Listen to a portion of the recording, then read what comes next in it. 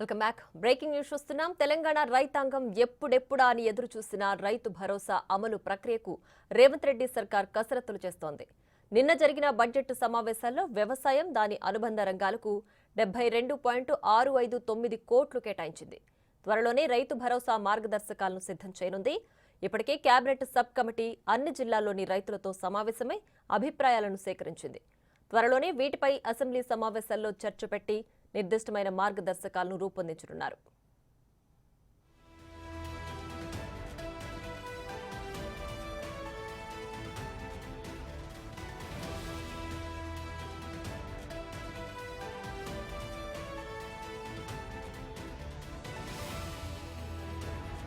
రైతు కూలీలకు 12,000, వరి పంటకు క్వింటాలు 500 బోనస్ను ఇవ్వనున్నట్లు బడ్జెట్లో ప్రభుత్వం స్పష్టం చేసింది.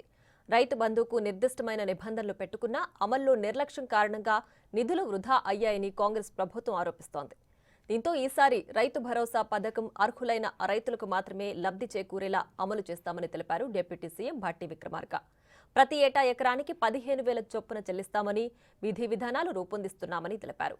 గడిచిన 10 ఏళ్లలో రైతులకు రుణమాఫీ అమలు చేశామని చెప్తున్నా రుణ విముక్తి జరగలేదని, ఇప్పుడు 2 లక్షల వరకు రుణమాఫీ అమలుతో బాధల నుంచి బయటపడుతున్నారని అన్నారు. 31,000 కోట్లతో రుణమాఫీని సంపూర్ణంగా ఒకేసారి అమలు చేయాలనే నిర్ణయం తీసుకున్నట్లు తెలిపారు.